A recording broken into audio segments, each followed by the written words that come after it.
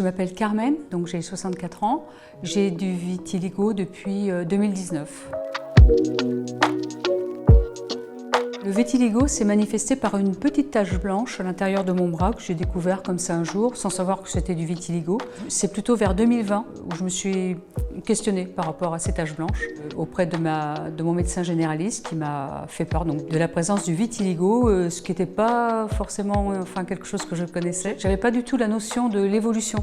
C'est vrai que j'ai pensé quand même assez rapidement au visage. Ça ne s'est pas manifesté tout de suite sur le visage, pas trop visible encore, mais quand même. Mon médecin, j'ai essayé de retenir ce qu'elle m'a dit. Elle m'a dit « n'en faites pas une fixette ». Alors ce mot est resté un petit peu gravé.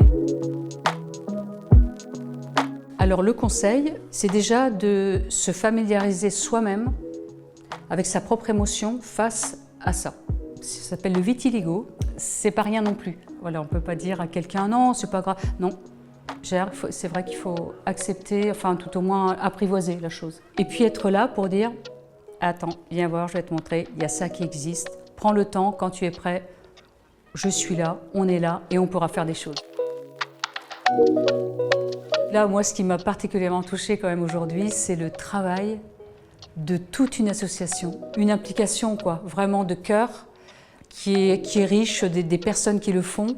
On rencontre des personnes et c'est comme s'il y avait quelque chose, on déposait un vêtement qui gênait un peu. Et moi, ça me donne vraiment envie de m'investir quand je pourrai le faire. Ah non, vraiment, il y a quelque chose de très... C'est bienveillant, mais c'est au-delà de ça, c'est très humain. Je pense que c'est ça, en fait.